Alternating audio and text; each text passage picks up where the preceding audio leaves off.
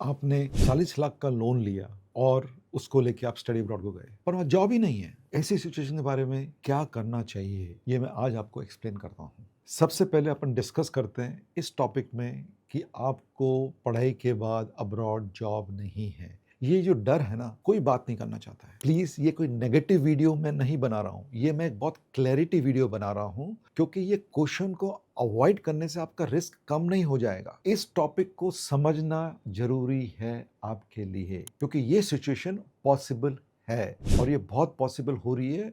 आज के तारीख में आप देखिए, कई बच्चे वापस आ रहे हैं क्योंकि उनको वहां जॉब नहीं है। सबसे पहले सच्चाई, ये होता है क्या? हाँ, ये होता है। कुछ बच्चों को जॉब नहीं मिलता है इमीडिएटली आफ्टर ग्रेजुएशन। ये इसलिए नहीं है कि वो बच्चे टैलेंटेड नहीं है, ये इसलिए भी नहीं है कि वो कंट्री खराब है। ये इसलिए होता है कि जब ये बच्चों का ट्रांजिशन स्टूडेंट से प्रोफेशनल होता है, ये ऑटोमेटिक नहीं होता है। ये डिग्री है ना, आपको एलिजिबल बनाती है, पर आपको ये गारंटी नहीं देती कि आपको एम्प्लॉयबिलिटी मिल जाएगी। दोनों में फर्क ये है, डिग्री आपको रेडी बनाती है, पर ये आपको जॉब नहीं देती है। अब लेट्स सी ये होता क्या है। सी, मेरे एक्सपीरियंस में मैंने हजारों लाखों बच्चों को गाइड किया है। मेरे को 5 कॉमन रीजन निकल के आए हैं मेरे एक्सपीरियंस में। सबसे पहला, उन्होंने इंटर्नशिप नहीं की पढ़ाई के टाइम में, उन्होंने नेटवर्किंग नहीं की पढ़ाई के टाइम में, उन्होंने बहुत जेनरिक कोर्स किया जिसका बहुत लो मार्केट डिमांड है, और वीसा के टाइमलाइन में प्रेशर में वो कहीं भी चले गए हैं, और उनका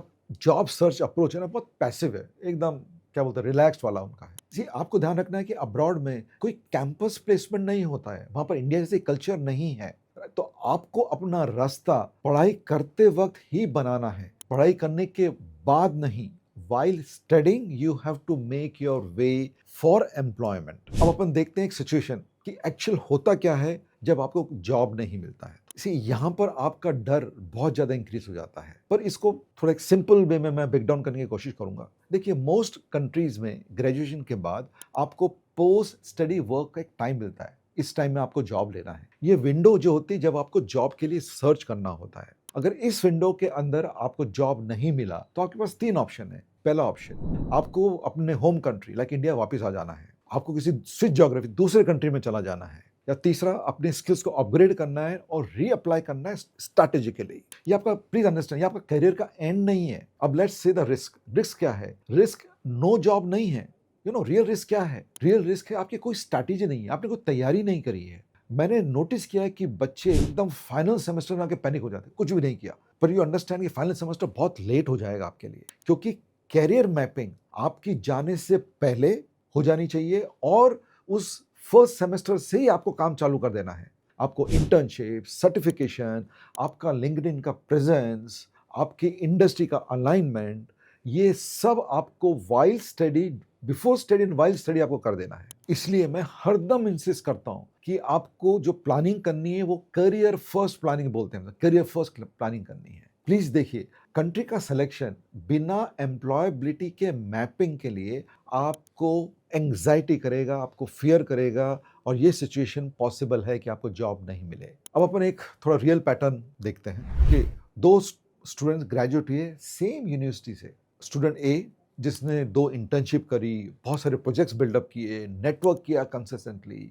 उसने वीसा की टाइमलाइन को अंडरस्टैंड किया। दूसरा बच्चा, उसने खाली पढ़ाई पे ध्यान दिया, कोई इंटर्नशिप नहीं की, उसने उसने जॉब सर्च एग्जाम के बाद चालू किया। Right, in my experience student A को जॉब मिल जाता है विद इन मंथ्स, और स्टूडेंट बी स्ट्रगल करता रहेगा। देखिए, सेम कंट्री है, सेम डिग्री है, पर रिजल्ट डिफरेंट है क्योंकि आपने प्रिपरेशन डिफरेंट किया है। इस टॉपिक को थोड़ा सिंप्लीफाई करने के लिए मैं आपको एक 6 लेयर का एम्प्लॉयबिलिटी फ्रेमवर्क सजेस्ट करना चाहूंगा। तो अगर आप स्टडी अब्रॉड प्लान कर रहे हैं तो आपको 4 लेयर में प्रिपेयर करना है। पहला लेयर एकेडमिक क्रेडिबिलिटी, आपको एकेडमिकली तैयार होना है। दूसरा, आपको इंडस्ट्री रिलेवेंट स्किल्स लेनी है। तीसरा, आपको इंटर्नशिप एक्सपोजर और प्रोफेशनली नेटवर्क करना है। डिग्री अगर आप करने जा रहे हैं तो खाली आपका लेयर नंबर 1 है, बाकी 3 आपके हाथ में प्रिपेयर करने के लिए, पर आपको चारों चाहिए टू प्रिपेयर। अब मैंने एक ग्लोबल करियर काउंसिल बोल के बनाया है प्रोडक्ट, जहां पर हम ग्लोबल करियर की मैपिंग, ये फ्रेमवर्क, ये हमारा बहुत कोर प्रिंसिपल है।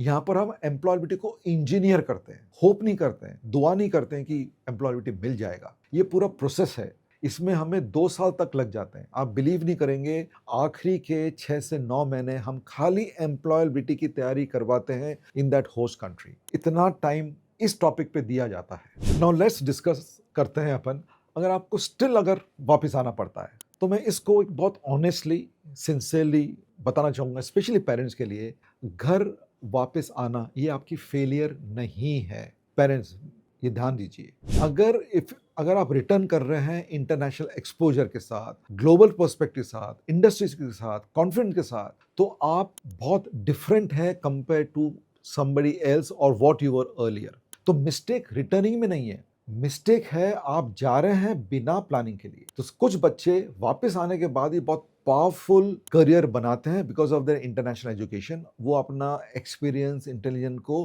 ट्रिगर करते हैं। मैं बहुत बच्चों को जानता हूं जो कि उन्होंने they have done much better than their Indian counterpart when they come back to India. ये चीज मैं आपको एक्सपीरियंस से बता सकता हूं कि ये डर कि मुझे जॉब नहीं मिला बार पढ़ाई करने के बाद, बहुत कैपेबल बच्चों को ग्लोबल एजुकेशन एक्सप्लोर करने से रोकता है, राइट। पर एक तरफ दूसरा ये भी सही है कि ब्लाइंड ऑप्टिमाइजेशन ये दूसरों को हर्ट भी करता है। आपको बैलेंस अप्रोच रखनी है, आपको सक्सेस के लिए प्लान करना है अनसर्टेनिटी के लिए, स्ट्रक्चर करना है आपका ट्रांजैक्शन, लक पे डिपेंड नहीं कीजिए, अपनी पोजिशनिंग बिल्ड कीजिए, यही आपको जॉब दिलाएगा। So if you are considering study abroad, अपने आप से पूछिए पहला क्वेश्चन कि am I building a degree, मैं डिग्री बिल्ड कर रहा हूं या मैं एम्प्लॉयबिलिटी बिल्ड कर रहा हूं? क्योंकि जॉब आफ्टर ग्रेजुएशन डिजास्टर नहीं है।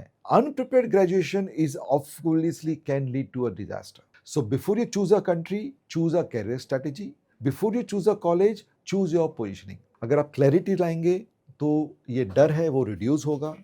स्ट्रक्चर आपके रिस्क को रिड्यूस करता है और इसी तरह ग्लोबल कैरियर्स बनाए जाते हैं। इस टॉपिक पे ग्लोबल करियर काउंसिल के बारे में आपको और अगर इंफॉर्मेशन चाहिए, प्लीज मेरे टीम से कनेक्ट कीजिए, डिस्क्रिप्शन नीचे लिखा हुआ है। Looking forward to meet you.